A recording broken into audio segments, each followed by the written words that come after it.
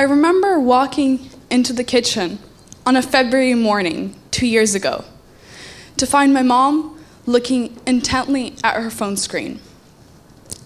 "Russia invaded Ukraine," she said. I was in disbelief. Apart from feeling anger and sadness, a memory came rushing back to me. When I was 6 years old, I kept having this recurring nightmare of my father going to war. After I'd wake up in horror, I'd go and incessantly ask my parents, "Is it possible for war to start in Ukraine?" By now, I'm sure the majority, if not everyone, has heard about the Russian invasion that occurred on the 24th of February in 2022. There are hundreds of images of the daily suffering of the Ukrainian population and the atrocities committed by Russian soldiers.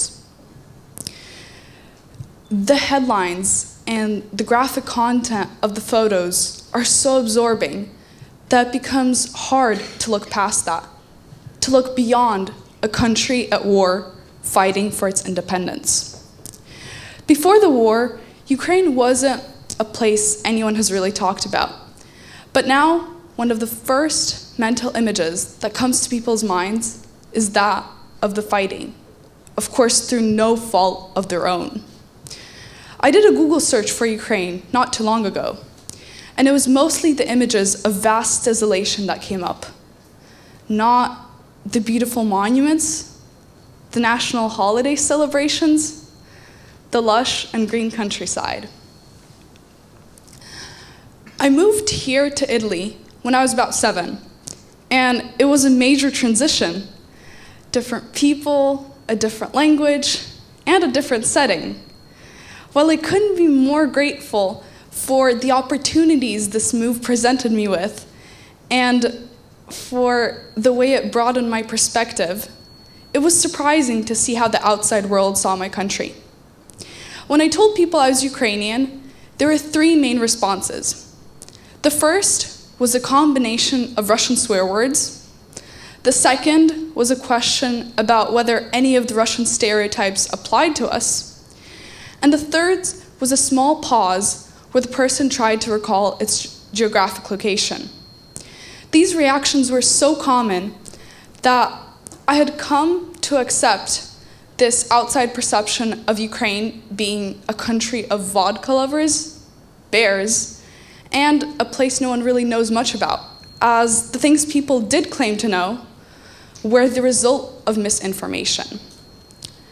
Slowly, I started to feel embarrassed that I come from a place that matches that faulted perception.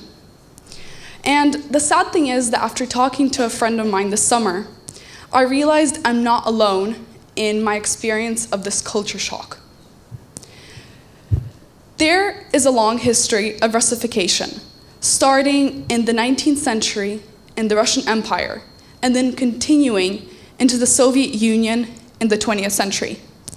For those who aren't familiar with the term Russification, it refers to the cultural assimilation of communities, including Ukraine's, where many had to give up their culture, their language, their traditions for the Russian ones.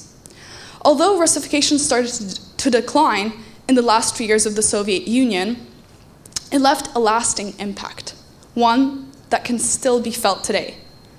I am one of the numerous examples. While I can converse with my family in Ukrainian, I'm much more fluent in Russian.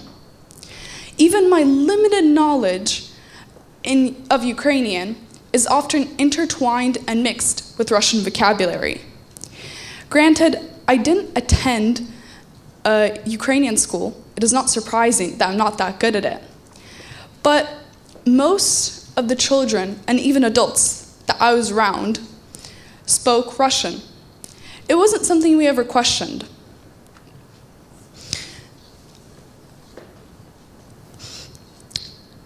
I want to say this. I think for many Ukrainians, including myself, the war has been a wake-up call. a reminder for us to start relearning and becoming more proficient in Ukrainian. I find it incredible how collectively Ukrainians started to gain confidence to speak Ukrainian and embrace this as a part of our identity. Many people might not understand fully why my reaction used to be this, but a couple of years ago, whenever I was out in public, I kept finding it difficult to speak Ukrainian, especially if I heard a Russian person speaking nearby. After I read the difficult history of the Soviet Union, my younger self associated Ukrainian with something inferior and something shameful, which I'm now seeing as being the complete opposite of that. Unfortunately, one of the many Russian targets in the current war is Ukraine's historical heritage. Many museums have been ransacked, and several UNESCO landmarks were severely damaged. What is more alarming is that thousands of Ukrainian children, along with adults, have been seized and sent to Russian re-education camps, where they're being taught to forget their roots. This is why I hope and would like to believe that Ukrainians will start to see the urgency of sharing, embracing, and preserving our culture. As I'm saying this, I want to underline that it does not mean abandoning the Russian language or erasing Russia from our daily lives. No. What I'm proposing is for these two cultures to coexist without one encroaching on the other. I also want to ask you this: to see Ukraine as its own separate nation, as the perception of Ukraine being an extension of Russia means ignoring Ukraine's own identity. Now, it may seem like I'm telling you to dislike Russians. That's not at all the truth. Many of my family's closest friends are, in fact, Russians who have emigrated because they do not support Vladimir Putin's regime. Over the past year, we have had many relatives from Ukraine visit us, and though I understood their reaction, it was sad to see the apprehension on their faces when either my family or I mentioned some or other Russian friend. You are friends with Russians? Was the question of my 14-year-old cousin. Yes, I am. That is because I take great care not to jump to any rash conclusions, especially when emotions are running high. By judging people based on how they look or where they come from in this case, we are doing more harm than we may realize, effectively worsening the situation. I realize that these assumptions are often formed as a result of hostilities during conflicts, which is why they have one of the most significant tolls on society. I also acknowledge that the personal losses and the grievances of the families are something that will always live with them, which is why I want to point out this.